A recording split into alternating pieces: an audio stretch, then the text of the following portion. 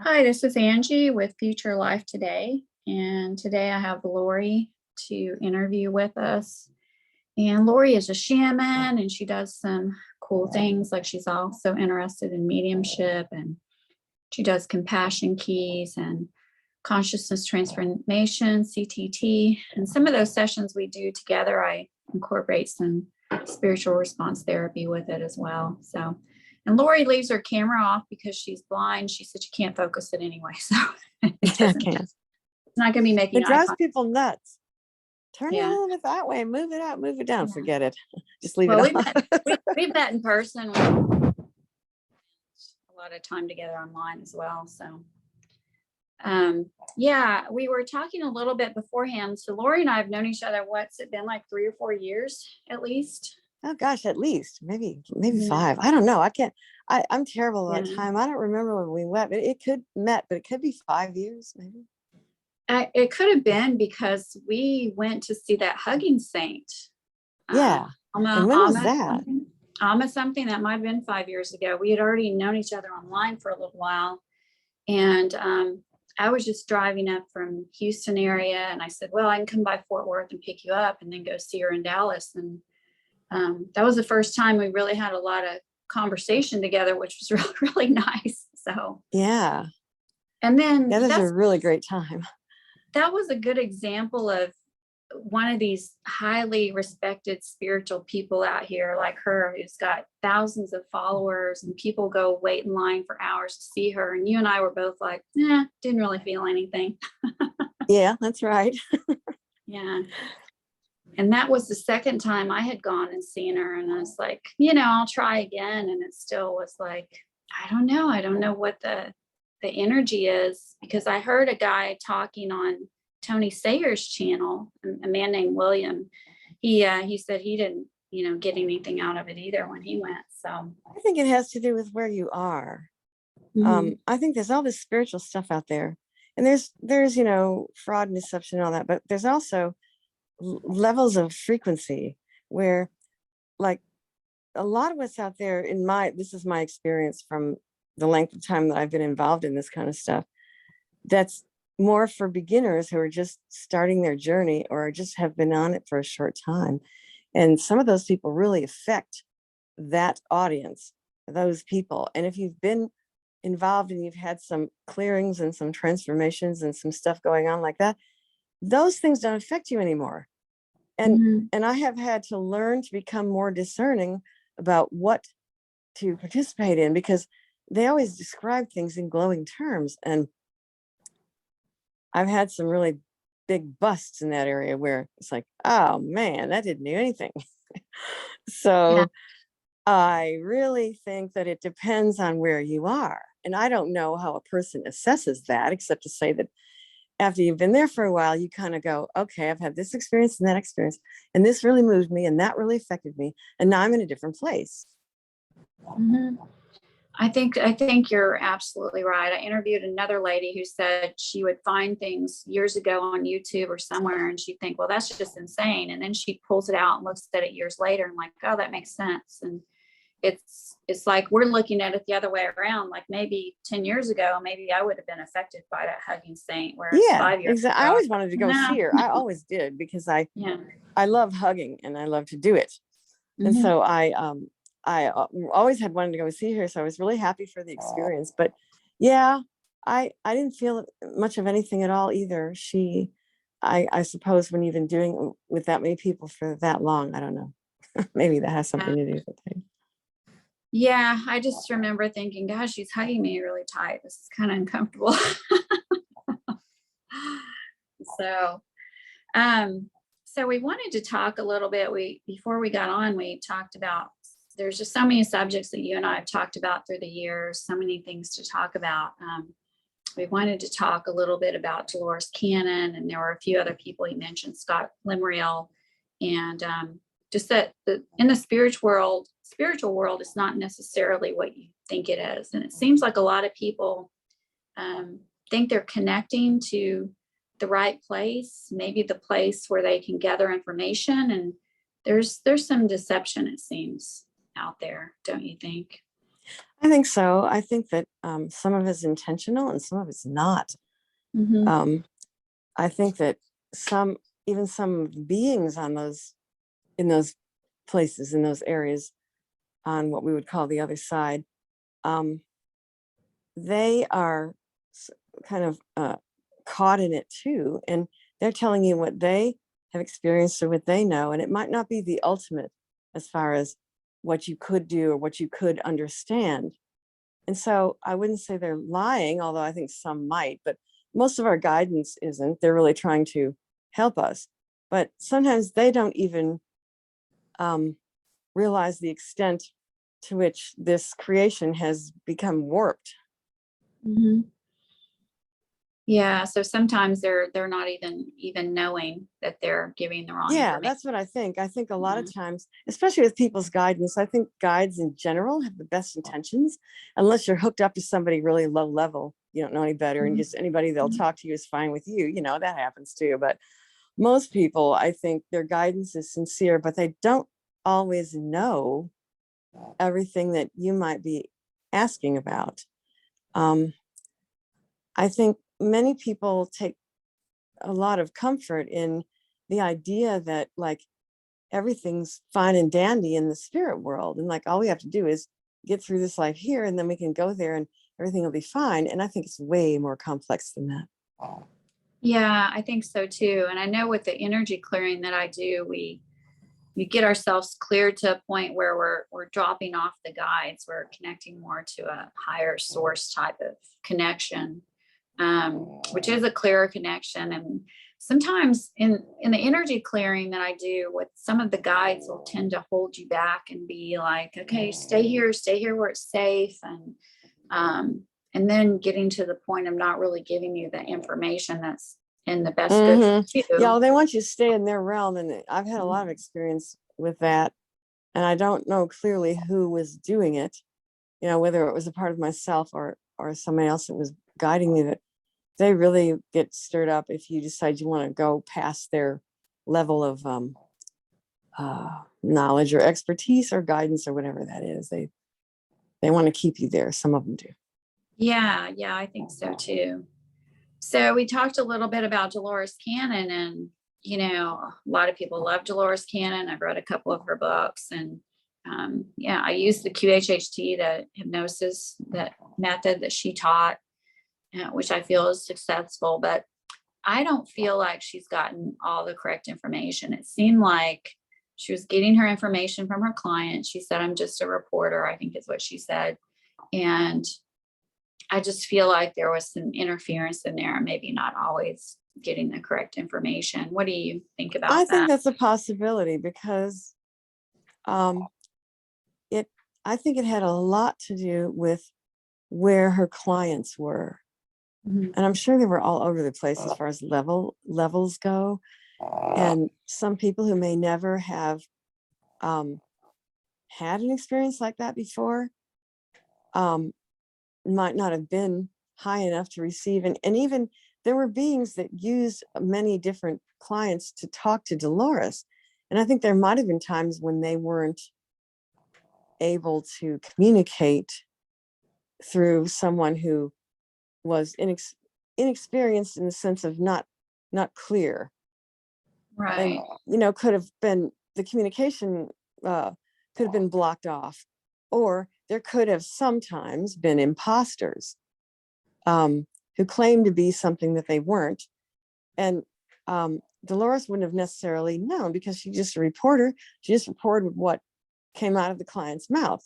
And that's fair enough. She never claimed to be anything else. But I think there were probably times when she didn't get the highest level of information that is available. Yeah, I think so too. It does seem like there's levels out there, and there's people who are more connected than other people who can reach past, some of these lower level realms that we feel like are higher than us. But just because we can't see whatever's talking to us doesn't necessarily mean it's more powerful, doesn't necessarily mean it knows more than us in every case, I feel like. Well, I So, do too. I think that there's a lot to do with that because it becomes a question of feeling. like energy. Like what kind of energy does that being have? Like, can you feel it sort of holding you back? Can you feel it wanting to have dominion, or like it wants to be the thing that you always go to or consult with, or, does it want to have a measure of control or trust? Does it want anything like that? I mean, if you don't feel an uplifted feeling when you're communicating with somebody, it's probably better if you look for another guide. Right. And I think we have to be careful of that as human beings who are, the human race is traumatized. Okay.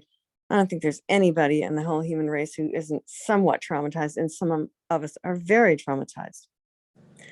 And when we get that, oh, I'm safe feeling, I can stay in this little bitty space and I'll be safe, because some spirits do project that. And when you get that feeling, it's when you're ready, it's to be questioned, because they want to hold you where you are. Yeah, and some of them may not be doing it in a, trying to hold you back, but some of them might be. Yeah, I think there's both out there. I think some of them just want to hold you where they are, just so they can, impart their information that they think, well, they do have, but you might want to go elsewhere and find higher level information. But there's deception out there too. And we can discern, if we practice, what's deceptive and what's not. But if we just take everything at face value, like, oh yeah, okay, it came from another realm, so therefore it's, it's fine. That is not, I think we're getting to the point where that's not acceptable anymore. Yeah. Yeah. It's not using maybe not using your best discernment. And it seems like people who maybe they haven't been on this road for years and years, like I started feeling like I was waking up in 2014, but I started having psychic abilities way back in the 90s. And so if you're just now starting to like, bam, wake up in the last year or two, still maybe some things going on that, not having the best discernment, or not really knowing, like, okay, where do I go for some help here while I'm trying to wake up and figure some things out, even though we're intelligent people out here with, working to have a good connection with the highest level, it can be confusing, I think, at times. So. Yeah, I think so too. Shamans traditionally, as they go through their experiences, their guides may change.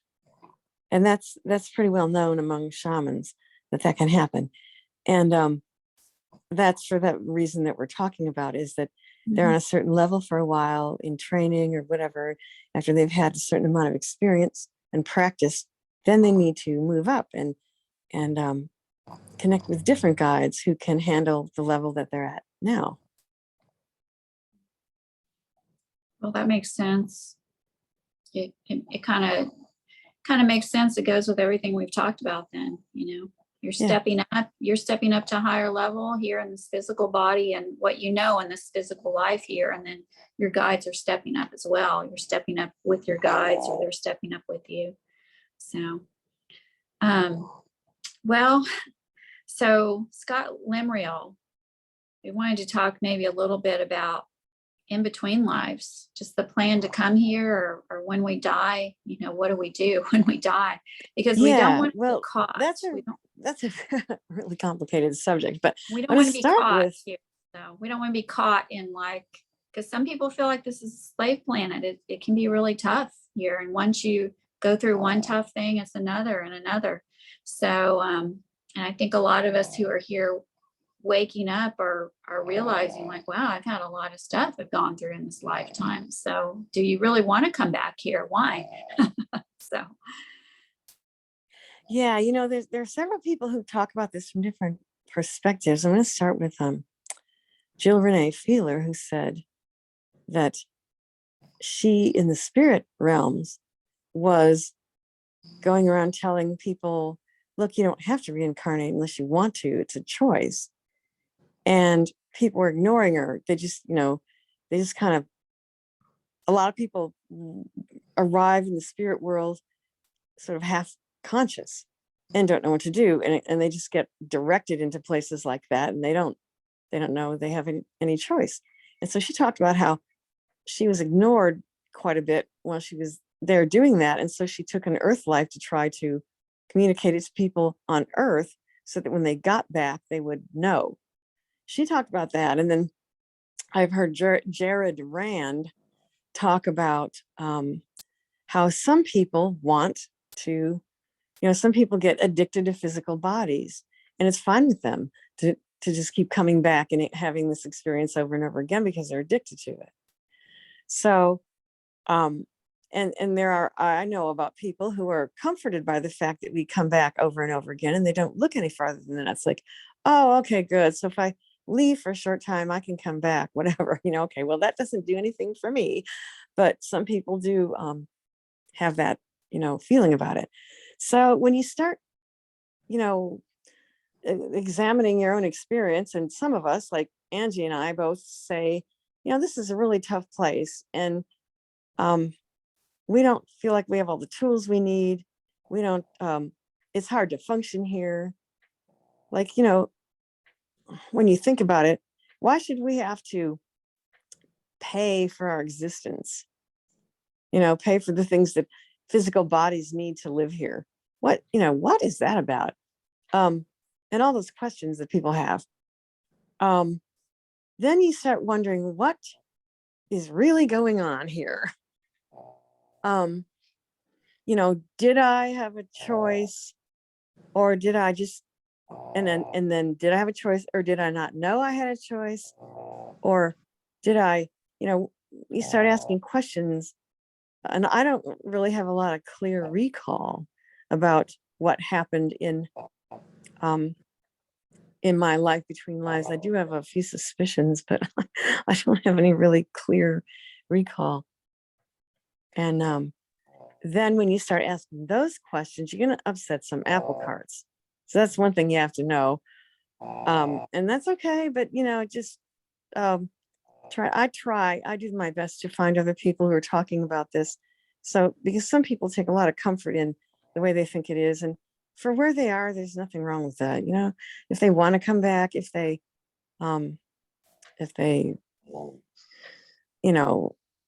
if it's fine with them, then, I don't want to rock anybody's boat unless they are, unless we're in the same boat, basically. Well, it seems like that. I'm sorry, my dog's going to be snoring all Oh, through. I was going to say, is that your doggy? Yeah. I sort of like to hear it, actually. My little pug. Yeah. I had one client say, if I didn't hear your dog snoring, I think there was something wrong. Oh, absolutely. I love it. I think that an issue is that, it does like stir up some apple carts. Is that what you said? I said it upsets some apple carts. Yeah. Yeah. People think, I think of religious people, like they think, oh, I'm going to die and go to heaven and all this. And it's just very simple to them. But then a lot of them, when they're here, they aren't trying to connect with that source. They're not trying to connect with that God, that source, whatever they want to call it. Right. And they aren't really truly believing like, okay, I am more than this. There is something more. And then I'm going to die and I'm going to get to choose, like, okay, I'm going to go to this higher place, or I'm going to choose to incarnate again. And supposedly you go through these, you die, and they could go over your life with you again, and then kind of try to push you to come back. Like, well, there were some things that you could have done better, and here's your list. And you can get kind of bamboozled into coming back down, and your memories erased. And here you are back down under the veil again for whatever reason, to be fed off of, or whatever reason. But that brings us to Scott Lemriel. Yeah. Very definitely. So let's talk about him then, because it feels like a trap to be here, and just trauma after trauma. Like you mentioned, why are we paying for a living? But why are we, a lot of us, doing jobs we don't like, and struggling financially, struggling in relationships, struggling in health, like every part of our life. Everywhere. Yeah, exactly. Yeah. So yeah. And okay, so Scott Lemriel, his website is Parallel Time. And he bases what he says on his personal experiences. And he apparently was an ambassador from another planet who on his way here got apprehended, and they killed the body he was in, and they stuck him in another body, a body here on Earth. And it was the body of a child. So of course he didn't have his, for a long time, he didn't have his memories. They came back slowly. But he says that the whole cosmos, or the whole creation, is, warped or twisted. And the reason for that is that the way it was originally designed, it was designed as an experiment. And the experiment is duality, good and evil, and all the other dualities out there. And it was designed, it was thought that would help beings to evolve, but that is not what happened. And beings, other beings found a way to, some people say that this even happened from like a parallel universe that wasn't even in ours. I don't know anything about that, but other beings came and, took advantage and used other people's energy and twisted things, and, took power from the fact that there's duality and there's a negative and a positive current. And so now, according to Scott, there is becoming an awareness that this experiment has got to be terminated because it didn't serve its purpose that it was designed to. And those above the void are beginning to realize this and are sending help to us even individually, as individuals, and in many other ways too, as far as the whole cosmos is designed. And that will have to change in order so that you can't use duality in the ways that it's been used in the past, because it wasn't helpful, it was detrimental. And there's victims on so many different levels. Some of the people that are doing that are even victims. It's just on and on, layer after layer and level, just, on and on. So what I think is very, very uplifting about this message is that there actually are beings, and beings who keep the planets in their courses. There's some kind of a quote like that in the Bible, and I don't remember where it is. It's in the Old Testament, I think, but I can't tell you where that is. But there are actually beings who make sure that keep things in their courses, and those beings have been made aware that that they can't just keep on doing that, because things have got to change and be changed. And Scott says they want all of us to participate as much as possible. The more that are of us that are aware of that, and the more of us who can participate, the faster it'll go, of course. And so, and if you want to know details about this, then read his book, The Sayre's Agenda. You can find it, anywhere, like on Amazon, or it's probably on his website. I don't know. I buy everything from Amazon so I can read Kindle books. But, and he also has, he and Perry Bintz do, on her channel, Awakening Hidden Truth. They do shows every, I don't know how often it is. I don't know if it's once a week, maybe not. But anyway, there's a ton of information and journeys you can go on, and all kinds of really cool stuff up there. Anyway, so that's Scott, and I participate with him because I think that his message is, even though it's disturbing, it's uplifting too. Well, I think a lot of people may have a hard time getting you know, it's like how far down the rabbit hole, or like, is it Yeah. like Alice in Wonderland or something? Well, I agree. Like, I mean, when you get to that place where you're like, oh, wait a minute, I don't take comfort in that, okay, we all, reincarnate and come back anymore. And there's even, I've heard different mediums say, in some places in the spirit world, they say, no, there's no such thing as reincarnation. And in other places, they swear by it. So it's not even all the same in the spirit world. You don't even get the same information from various places there. So when you start asking questions about how in the heck did I get trapped here and how can I get out, then that's when you want to start looking into things like this. Some people just aren't there, and that's okay. I'm just talking to the ones who are. yeah, and I think it goes past the Course in Miracles, because I know you said you've read it and I've read it, and a lot of people start reading it and stop because it is a long, involved book. But Yeah. just forgiving is, I feel like, is not enough. A lot of the thing is like, well, forgive, let go of the guilt. It's like, well, I feel like there's more, and maybe there's more. It's just part of it is the time period that we're in right now. Maybe the earth is trying to, improve for all of us. Maybe there is some help coming in. And so we've got to do more than just forgive, let go of the guilt. We've got to really look inside. I think that's foundational, though. I think if you don't forgive and let go of the guilt before you start doing all this other stuff, it won't be very beneficial. I think that's a very foundational thing.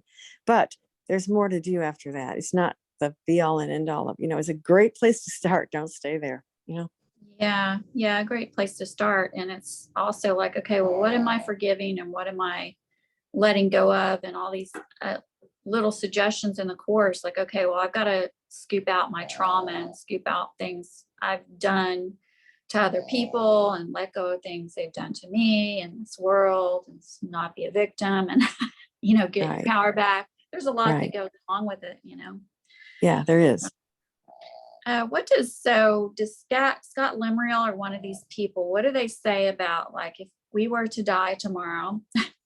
And I say that lightly because we know we're gonna still exist if we, leave this physical body tomorrow. Right. I've heard that it's not good to just walk up to your, parent who's passed away, or someone you recognize, or whatever people attached to, and say, oh, okay, I'll go to you and listen to whatever you say. It might not be the best time to be completely trusting at that time. What do they say about that? Well, William Buhlman actually wrote a book about that. And it might be his most recent book. I can't recall the title of it, which is not very helpful. Sorry. But we'll look it up. We'll look. Yeah, William Buhlman wrote it was a novel, but it was based on it was based on reality, and it was about a guy who dies of cancer, and he goes and he does that. He joins his mother in the spirit world and stuff he went through. Because if you do that, that will tend to keep you there. On that level, you can go past it, but if you're not conscious enough, you won't realize that, and you'll just, eventually you'll get recycled back around to coming back here. They might give you a break, and you might be there for a while, and then sort of the suggestions are going to start, and all that stuff. So he talks about that, and Scott Lemriel would say that the best thing you can do if you died tomorrow or later today, you should go on the other side of the void, which he said a lot of Buddhist monks and people like that don't even know that they think the void is like the top, and it's not. You can go through the void to the realms on the other side, and these are the realms where creation comes from, and these are the realms that don't have duality. And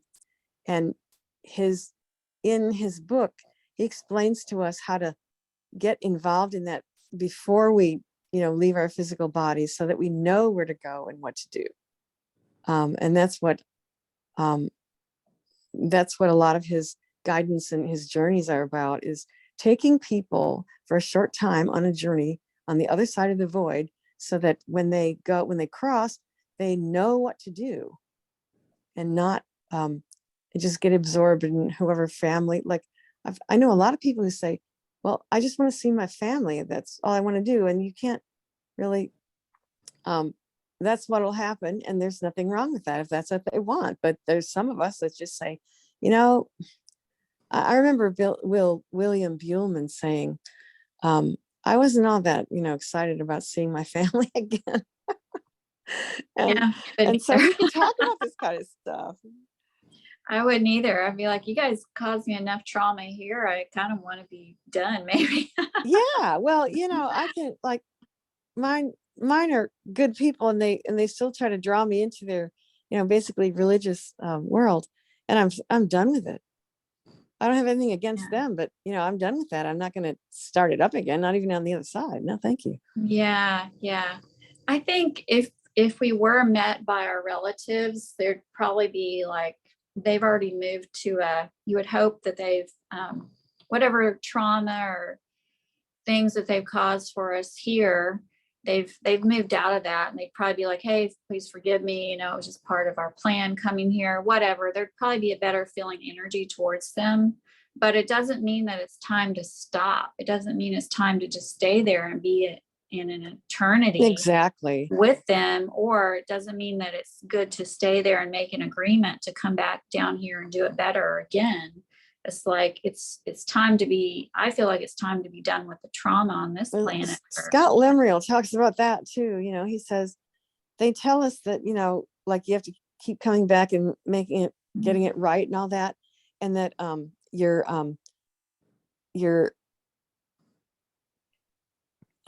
my thought just went away.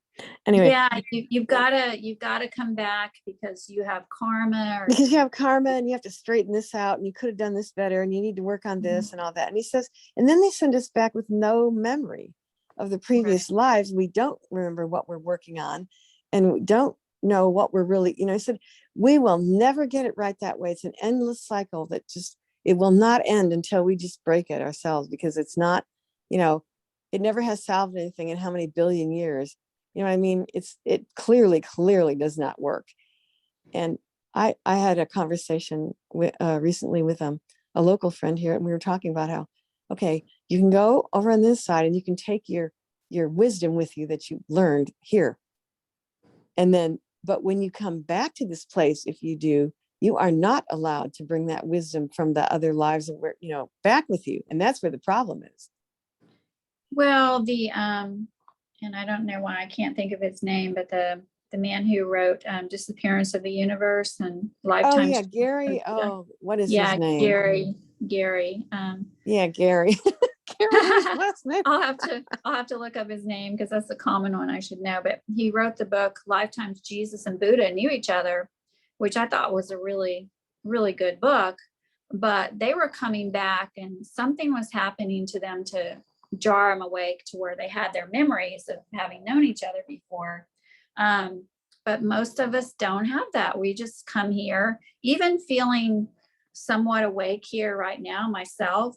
It's like I'm still fumbling around looking for my path. I think, well, my path seems like to, do energy clearing, hypnosis, like to do the clearings to help people. But there's like, it still feels like a slave planet. Still feels kind of stuck. Like, okay, I want to be out of here. Right. Exactly. Like while I'm here, I want to be as helpful as possible, but I cannot wait to escape this whole matrix and do something else completely. Yeah. Because if anyone says to me, oh, your path is to help someone, it's like, I was a teacher most of my adult life. And then I've been doing this since 2014. Like I've helped enough. I'm ready to be out. Yeah. So because it's a really difficult planet. If it was a planet where I'm like, oh, I'm always waking up feeling pretty good, pretty supported, pretty happy, but it's like, no, I have ups and downs, and everybody around me that I talk to has some ups and downs. A lot of people with what they call the dark night of the soul, or just depression, whatever you want to call it. And it really shouldn't be like that, because it is a beautiful planet. there does seem like there should be plenty of resources for everybody here. There's just a lot of darkness for whatever reason. Yeah, there is. Like, oh yeah, I've been like pretty depressed most of my, since I was a teenager. And, it's not like, I'm not saying that I don't know love and I don't know beauty and I don't know, wonderful different things. I do. That's not what I'm saying. But I'd probably have to say that I've been down more than I've been up. Right.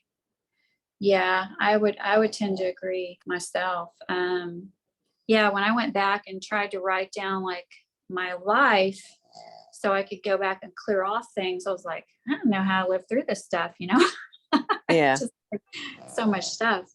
And as a shaman, I mean, I had one shaman tell me that you have exit points in your life. I'm thinking, well, I've had at least 3 or 4 times. I've had at least 4 times where I've almost died. So I guess those were maybe exit points where, I had a chance to leave, but I decided to stay. I know that I had at least one where I almost did. And Mhm. if I'd known enough about that, I would have gone ahead and done it, I think. Yeah. Yeah. Why not? Because you're just going to go somewhere else. But maybe part of the reason you stayed and maybe the reason I stayed is because I know for myself, I would have just got caught back into reincarnating. Well, see, that's probably what would have happened. I mean, we've been really digging for information and that's probably why we stayed, because we really want to know and we really need to know. And the more people who do know and who make a different choice, that helps the whole cosmos, actually, to say nothing of planet Earth. Right. So I think there must really be some help coming in, but it seems like people have also got to, face their traumas, face their own stuff, maybe do some clearings or some meditation, whatever works for them. But what about, so I wanted to get back to between lives. So if you're there, you see your, relatives that passed on or whatever, some friendly entities who seem friendly to meet you. How do you get past the void? You just keep moving. You just keep moving up. Right. And we, like, you can be introduced while you're here on Earth, you can be introduced to beings who you can start working with now. And then when that time comes, they would help conduct you past all this stuff and to go on the other side of the void.